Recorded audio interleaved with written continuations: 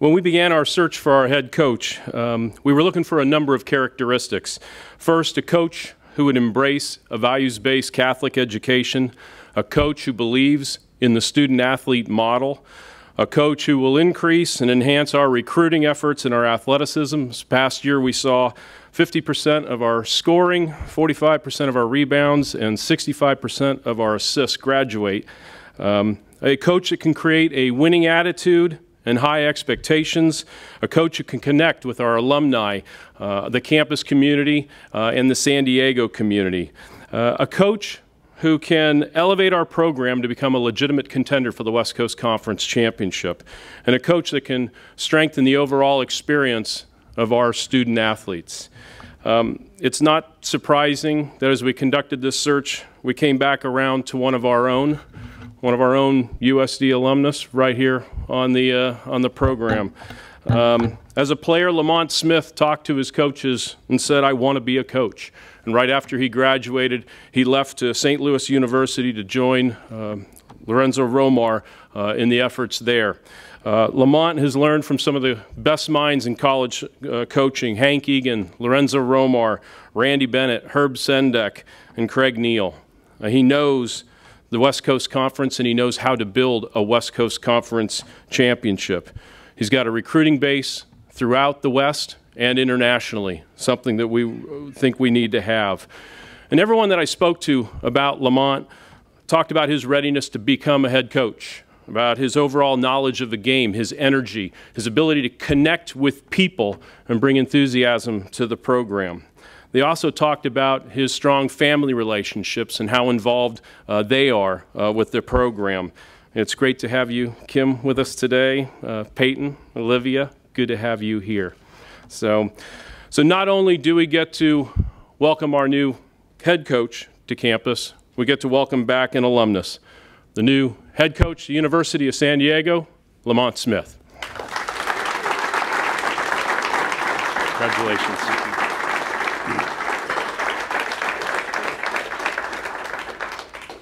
You mentioned, Kai, that I have my daughters here, so I had to first off say this is not an April Fool's joke, is it? It's not? Okay. Well, it's great to be home.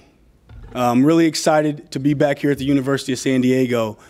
Truly honored and humbled to be your head coach. Kai, I'd like to thank you. In this last 2 weeks, we've really got a chance to know each other a little bit better. I'd love to thank the president, Dr. Mary Lyons, future president, Dr. James Harris. Obviously, my family. My wife, Kim, she, interesting with her is she's been around basketball her whole life. Her dad coached for 32 years, athletic director at an awesome high school in Northern California. Her older brother coaches high school currently in Northern California. And her even older brother, I shouldn't say that too loud because I think he's here, was a heck of a high school basketball player and played at St. Mary's College. So she's been around the game for a long time. And so I'd like to thank her, my oldest, Peyton, my youngest, Olivia, and, you know, just being a coach's wife and being part of a coach's family, you have to have unbelievable dedication, sacrifice, support, and love. And they're constantly give that to me, and it gives me an even keel when I get home and when things don't go right. So I appreciate you guys. I love you. Thank you so much. Our current players got a chance to meet a couple of guys just a little bit ago. Duda and Vasa, really excited. None of this happens without you. None of this happens without you. This is why we're here. Really excited this week to roll up our sleeves, see if we can peel everything we can out of the orange and get to work. I guarantee you that I'll give you and my staff will give you everything we have on a day-to-day basis. My parents, my mother Mary and my father Alan. My dad's a little ill now, so he wasn't able to travel, but I want to thank them. They've been tremendous in my growth from when I was just here to where I am now, and so I'd like to thank them. Kim's parents, Pat and Tom, outstanding people, two of my biggest fans. The thing I will say is I didn't mention that Tom coached for 32 years now. He's got the name of the basketball court on the back home in the gym where he coached at. 32 years. So please, Tom, not tonight. I don't need any corrections tonight. Maybe down the road you can help me out a little bit, but not tonight. All the alums that I've reached out to, that reached out to me in the last 12 hours with their support, I'd like to thank them.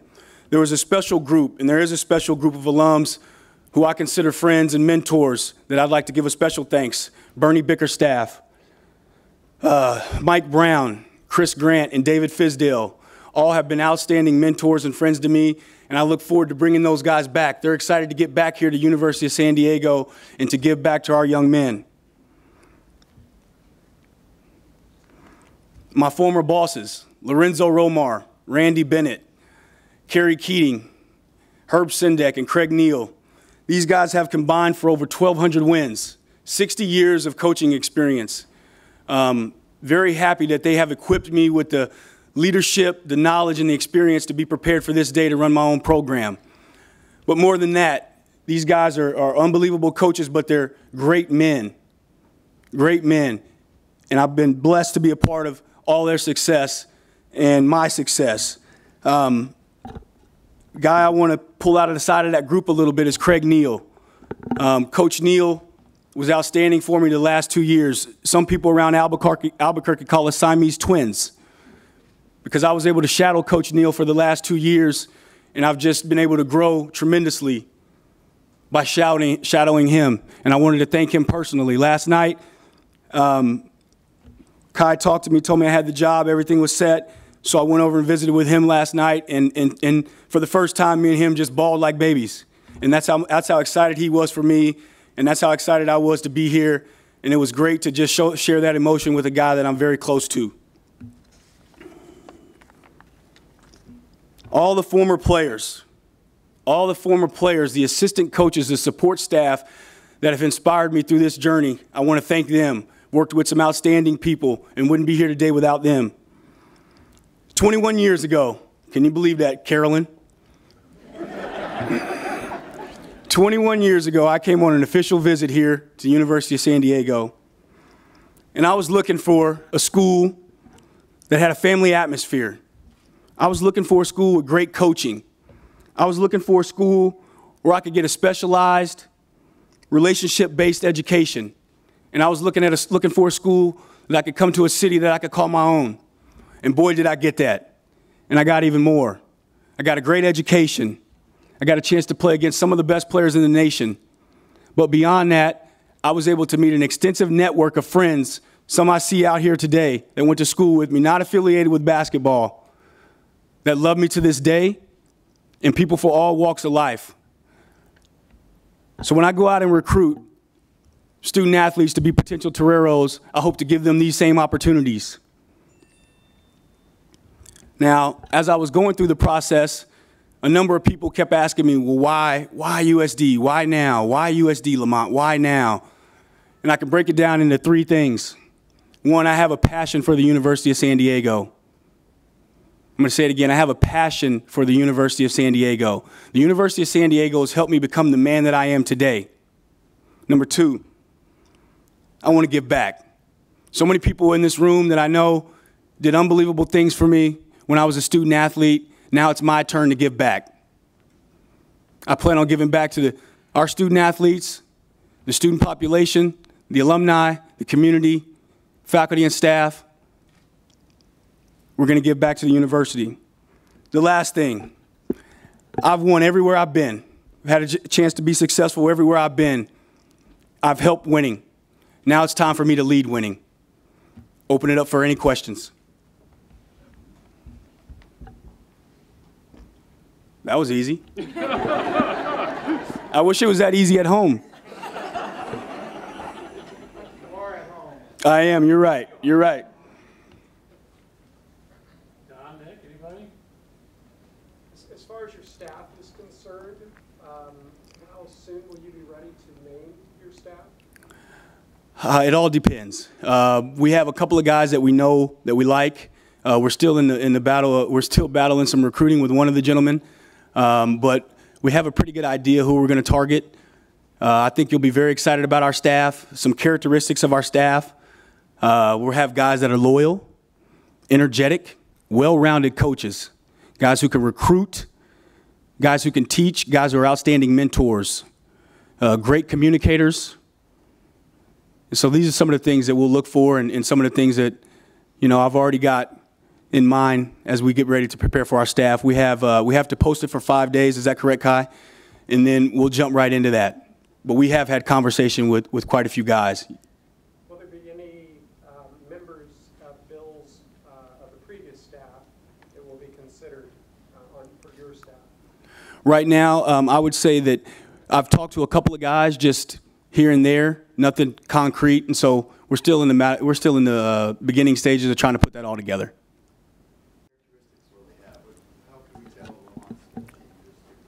You know what? I break it down like this, and I've watched a lot of press conferences, and everybody says they want to play fast. You know, you hear, oh, I want to play fast. But my teams will play fast. Fun, aggressive, smart, together brand of basketball. So that's what you'll be excited about when we get on the floor. A lot of WCC coaches have been trying over the last 10-plus years. How do you win in a conference that has Gonzaga? Well, you know, Gonzaga, obviously, they've been doing a tremendous job. St. Mary's has done a great job, BYU. You know, I think that you have to put guys out on the floor that want to compete against those guys who aren't afraid of those guys, who have some different intangibles that they have. You know, you may not be able to go out and get, you know, the best player in the country, but you may be able to go get a guy who works as hard as the best player in the country, so you cover the gap. So we're looking forward to the challenge. We obviously know Gonzaga. I've been in the league, played in the league, coached in the league, have beaten Gonzaga at St. Mary's. I'm not afraid of them. Respect them. Respect them. In Lamont, keys wherever you play or coach or whatever, is get in the talent. You've been in this conference at schools like St. Mary's and Santa Clara. We mentioned Gonzaga. They have talent. How are you going to get the talent to USD that you need to succeed? You know, I think USD is a special place. You know, I think when you talk about the talent, you got to have guys who can fit academically here, socially here, and then our outstanding basketball players. If you look across the times that we've been in this league, you know, whether it be at St. Mary's where we sign outstanding players, Daniel Kickert, Omar Samhan, Diamond Simpson, Santa Clara stops we've been where we signed Kevin Foster, Mark Trasolini, all guys that fit the bill of being, you know, good enough to compete at this level. So I'm very confident that we can go out and get the players that we need to be successful here. You're known as a defensive coach. That's your specialty, but how well-rounded are you to take this job? Well, it's funny because I was having this conversation with Kai, and I believe Mitch as well, the faculty athletic rep, and so everybody, you know, says I'm a, you know, defensive mind, and I appreciate that and thank you a lot. But when you are trying to prepare for teams on defense, what inevitably happens? You watch offense. So all the great things that happen offensively, you write down and say, "Ooh, that was hard to guard." And so you put that in your system. Craig Neal, outstanding offensive mind. When I was at the University of New Mexico, we led the league for several years in offensive efficiency, and he's really helped me grow in that area. How long have you been ready for this? I'll give you an example. So last year I met with an institution, and it was a long process. It was about 12 guys came in, got down to one of two guys, and I was one of the guys, and I didn't get the job, and I was very heartbroken. And the athletic director, he says, Lamont, I think you're going to be a heck of a head coach. He said it's just a gut decision for me to, you know, go this way with this other guy. He said in a couple of years you'll be ready to be a great head coach. And I stopped him in the middle of a sentence and said, I'm ready to be a head coach right now. I've sat as close as you can sit to that seat without being the head coach. I've been a part of budgeting, recruiting, camps, you name it. I'm ready. I'm ready for the challenge. Lamont, you've been, I'm sure, connected with recruiting at New Mexico already for the following year, and you know this is kind of far along in the recruiting thing. So how are you looking at recruits for Toreros for coming season? Well, as soon as I'm out of here, or last night when Kai called me and said it was my job and everything was final, I was on the phone with recruits. It's amazing when you get a job how many guys want to help you. I got new friends everywhere now. Do you have any contact with the people that were being recruited for USC for next year? I have. I reached out to some guys last night just to make sure that you know, they heard from me first, and we've got several guys on the list for 2015 and beyond that we want to get after and recruit. And the way it all plays out is on April 9th we can get back on the road and recruit, and so we'll go full bore ahead. What happened at the end in Mexico? Excuse me? What happened at the end of the season in Mexico? Okay, let me break it down for you. I'm not at all mad about this either, but we're at Wyoming. We're 6-2 at the turn. It's our last game before we play everybody again. We're playing Wyoming, and it's about 13 seconds left in the first half. And our senior point guard, he's won 5 championships for us. We're on defense. They have a wide pin down on the right. They shoot a 3, and he tackles a three-point shooter. They go to the free throw line. They make 3 shots. Game goes to overtime. So we're still rallying. We're going to be okay. We get to overtime. We're up 1 with 8 seconds to go. They trap the corner. We throw back to our senior point guard who's won 5 championships, outstanding player. And there's no one around him. And he can just dribble the ball out and we win the game. He throws the length of the floor, pass, they intercept, they throw ahead, dunk, game over. We lost 7 in a row after that. Our psyche towards the end of the season was off. We got in a rut. But prior to that, even prior to that, we had a lot of injuries. We lost 2 guys to the NBA. We lost a kid who was a Mountain West Conference Player of the Year as a junior. As a senior, he was first team all-conference. He's playing over in Pro Italy A right now. So we had some tremendous losses. But early on in the year, our starting point guard, Coach Neal's son, outstanding player, about 17 a game. He went down with an injury on his ankle. He didn't return in the year. Junior college All-American that we expected to do big things for us. Also had knee surgery and then into the season with foot surgery. So we got hit with a little bit of everything. It has been suggested in the press that USD relaxes its admission standards for student athletes. Can you tell me how you feel about that? Well, yes. My deal is this: if we're going to relax our admission statement, you know, or we're going to relax our requirements, and then, you know, we let a couple kids get in that maybe fall below the requirements, where are we going to hide them when they get here? They still have to do the work. So I don't want us to relax our admission statement, our admission requirements. I want us to recruit the guys that can survive here and do well, and not just survive, but thrive in the classroom. And I think it all starts with recruiting. So I don't pay much mind to that. You were a captain of the teams you were with at USD for the last 2 years. Yes, sir. Then you went to hang out with Lorenzo Romar. Did you know then? When did you know you wanted to be a coach? Because you're a leader on the floor as a captain. How did you know you wanted to be a coach? When I realized I was 6'2", 160 pounds, and I wasn't going to play any sort of professional basketball. I walked into Randy Bennett's. This is actually a funny story. I walked into Randy Bennett's office as a sophomore, and I realized that finally did the mirror test and said, "You're not going to do it, Lamont. You might as well try to stick around the game and mentor guys." I really like the fellowship of athletes. And so I went into Randy's office and I said, "Hey, I want to coach." And he said, "Are you crazy?" He said, "You don't see your family? You don't want to coach?" He said, "Come back and see me in a year." So I hung around. Always went by the office, watched tape, just bugged them. Then Randy takes a job at St. Louis, or at Pepperdine with Lorenzo Romar. My senior year, Randy calls me. I'm walking to a final. He says, "Hey, we got the job at St. Louis. You should come down and work for us." And so Randy, some of you guys know Randy, he paints this picture of, I'm going to St. Louis, I've got this job, he's got this great housing for me, he's got everything lined up. And I said, "Well, Randy, when do you need me there?" He said, "ASAP." So I literally took my final, packed my stuff in my car, and I drove to Texas. Got to Texas, unloaded some things, and went to St. Louis. I get to St. Louis, and I'm expecting, you know, the Taj Mahal of things. And there's 4 other guys there that are from the Pepperdine staff going after the same job. Then Randy walks me down into this locker room and says, "Yeah, you'll be living here." And I said, "Are you serious?" And so I went and worked camp for two months there with Lorenzo, and he hired me.